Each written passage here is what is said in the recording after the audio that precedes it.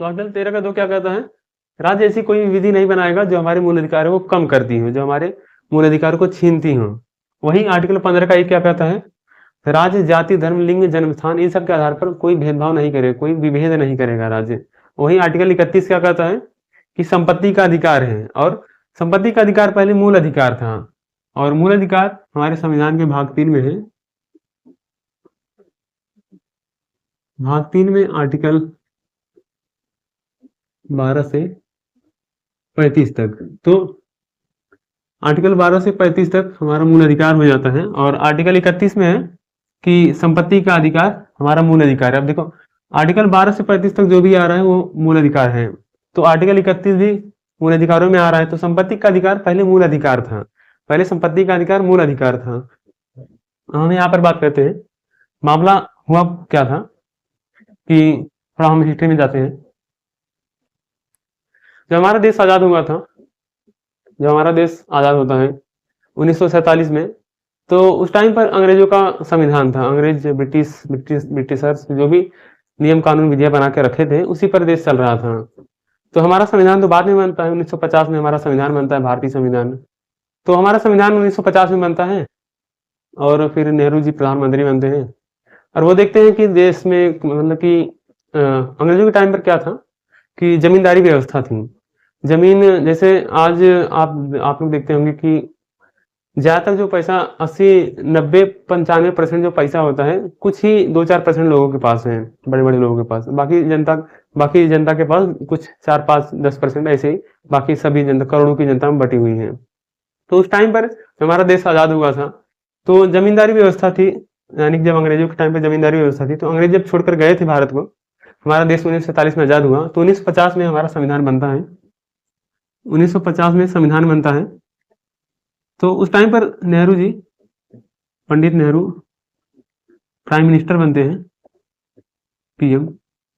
तो उन्होंने देखा कि देश में कुछ लोगों के पास बहुत ज्यादा जमीनें हैं, कुछ लोगों के पास जमीनें हैं ही नहीं, और ज्यादातर जो जमीनें हैं सिर्फ कुछ ही लोगों के पास है। बड़े बड़े जो जमींदार थे उनके पास कई एकड़ में से जमीन होती थी, बाकी जनता के पास छोटी मोटी जमीन होती थी या फिर नहीं होती थी। तो इस तरीके से सिस्टम था।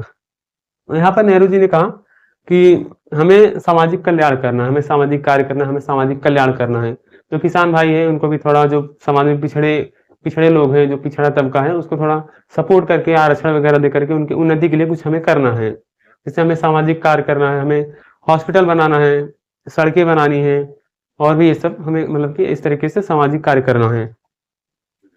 तो ये नेहरू जी ने कहा हमें सामाजिक कार्य करना है।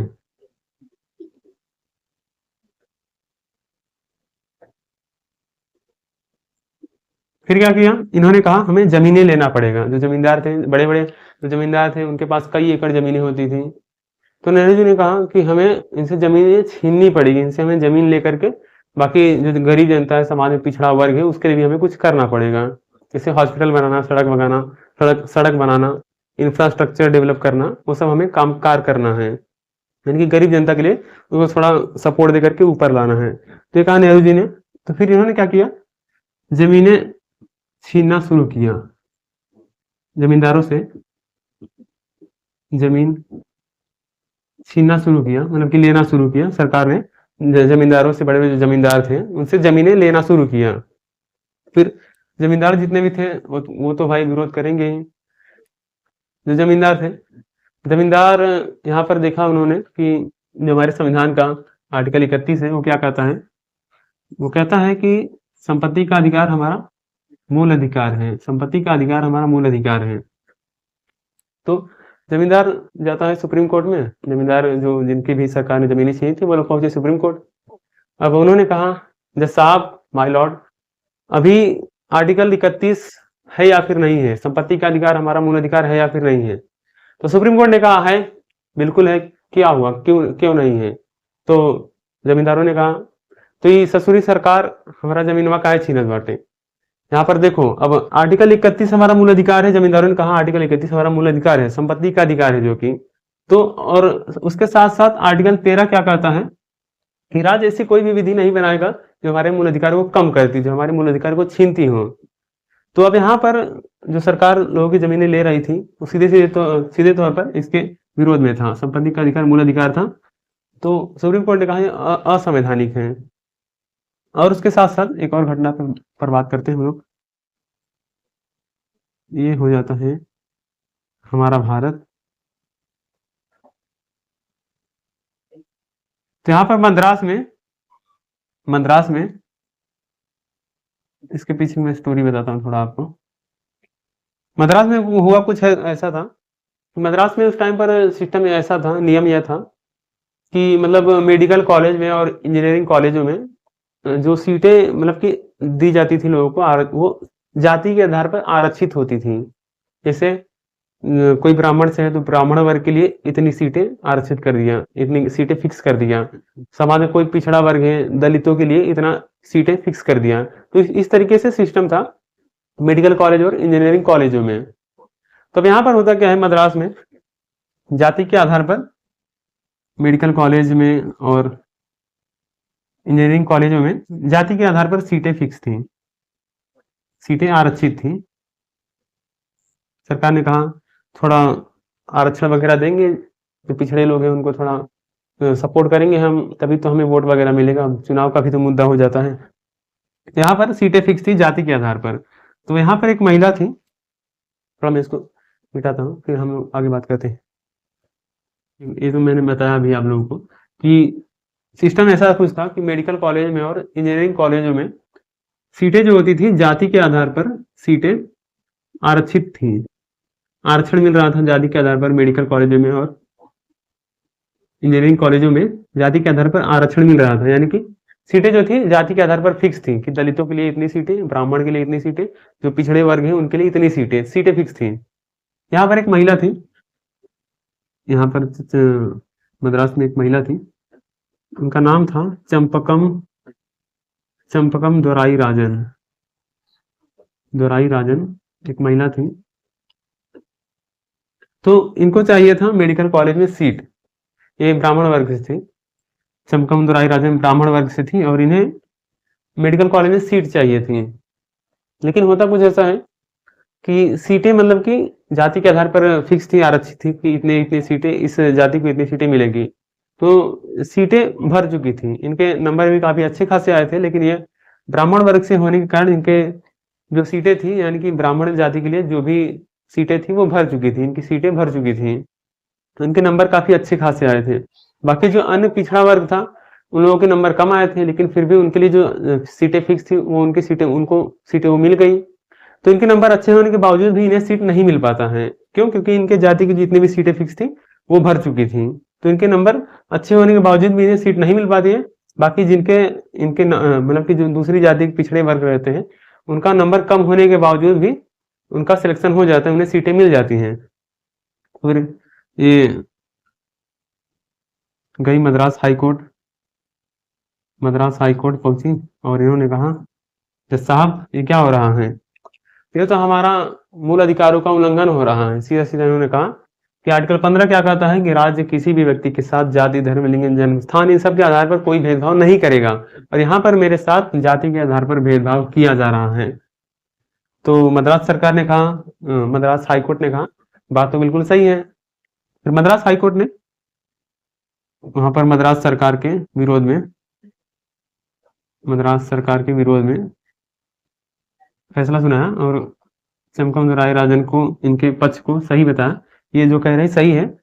तो मद्रास सरकार के जो जाति के आधार पर आरक्षण मिल रहा था इसको असंवैधानिक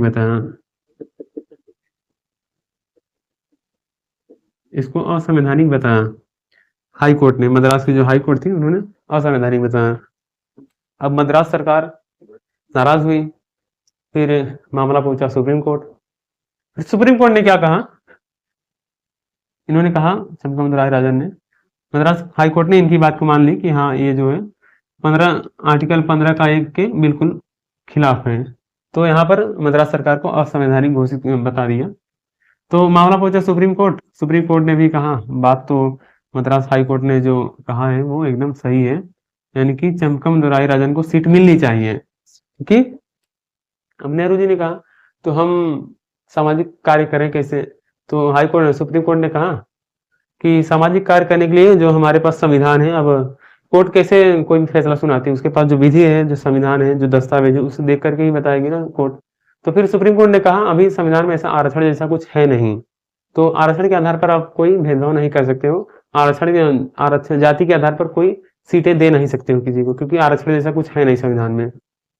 तो अब क्या हुआ, एक तरफ इधर मामला फंस गया, आरक्षण नहीं मिल, एक तरफ मद्रास में आरक्षण नहीं मिल पा रहा था लोगों को, आरक्षण नहीं मिल पा रहा था।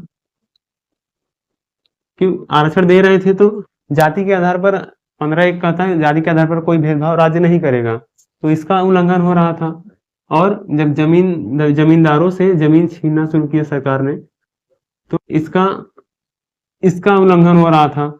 आर्टिकल 31 कहता है संपत्ति का अधिकार है लोगों को, और वो मूल अधिकार है, और यहाँ पर इसका उल्लंघन हो रहा था, इसका उल्लंघन हो रहा था। तो जमींदारों से जमीन भी सरकार नहीं ले पाती है।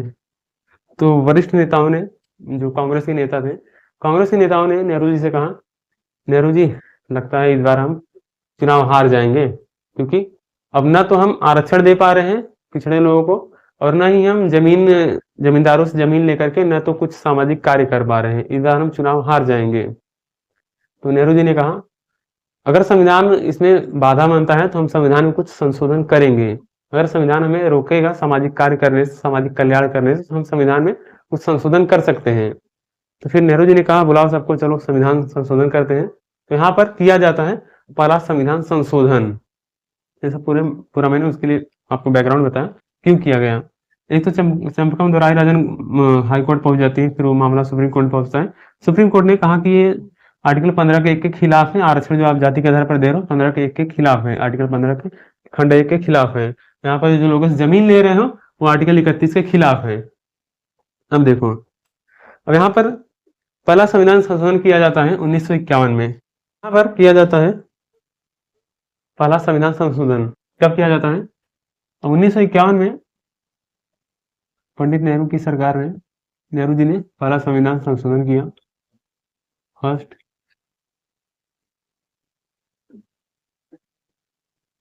संविधान संशोधन। इसको मैं कॉन्स्टिट्यूशनल अमेंडमेंट एक्ट लिखूंगा, ऐसे सीए आगे से, एक बार मैंने बता दिया। तो 1951 में पहला संविधान संशोधन किया गया। पहले संविधान संशोधन में क्या क्या क्या क्या जोड़ा गया उस पर बात करते हैं हम लोग। इसमें क्या क्या जोड़ा गया? इसमें जोड़ा गया, पहले तो 15 का 1 कहता था जाति के आधार पर आरक्षण नहीं दे सकते हो। तो अब चुनाव भी तो जीतना है, आरक्षण नहीं देंगे तो लोग चुनाव वोट कहाँ से देंगे? तो वो आरक्षण देना था, कहा कि चलो अब इसमें संशोधन करते हैं। और यहाँ पर जोड़ा गया आर्टिकल 15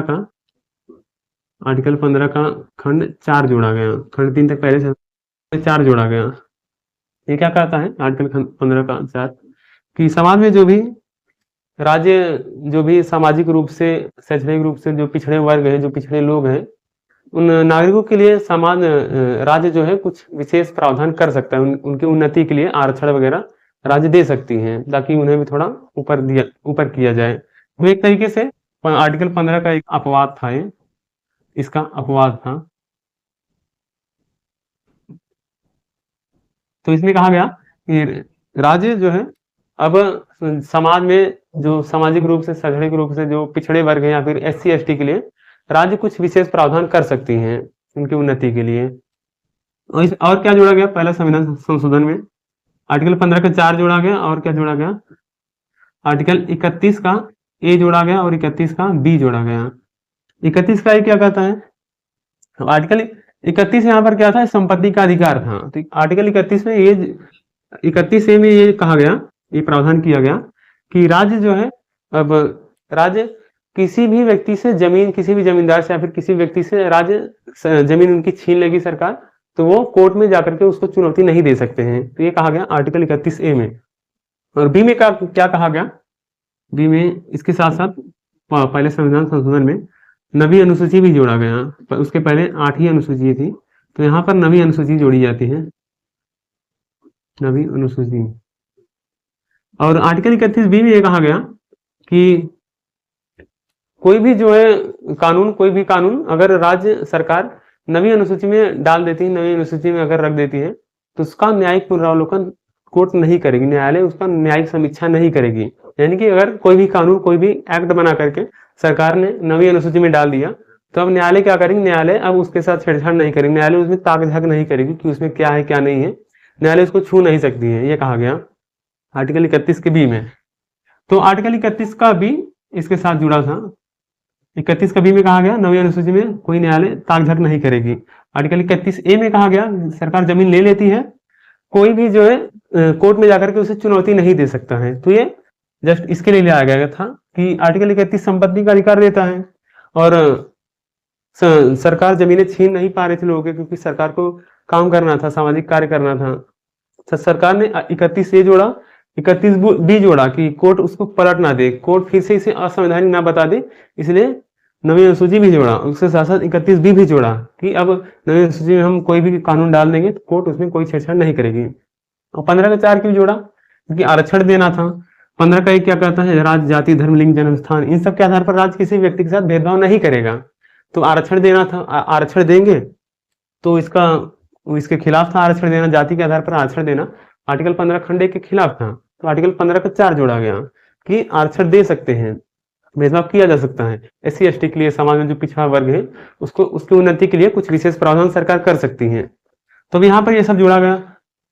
अब नई अनुसूची में जैसे एक बॉक्स होता है, यहाँ पर सरकार ने 9वीं अनुसूची में क्या जोड़ा, भूमि सुधार अधिनियम, भूमि सुधार अधिनियम सरकार ने इसमें जोड़ा, और भी कई सारे इसमें प्रावधान थे, उसके साथ साथ ये भी इसमें जोड़ा। 9वीं अनुसूची में भूमि सुधार अधिनियम, सरकार ने इस कानून को इसमें जोड़ दिया। तो सभी राज्य सरकारों ने क्या किया, भूमि सुधार अधिनियम को लागू किया, और सभी जमींदारों से जमीन लेना सरकार ने शुरू किया। सरकार ने जब फिर से जमीन लेना शुरू किया, तो अब क्या होता है,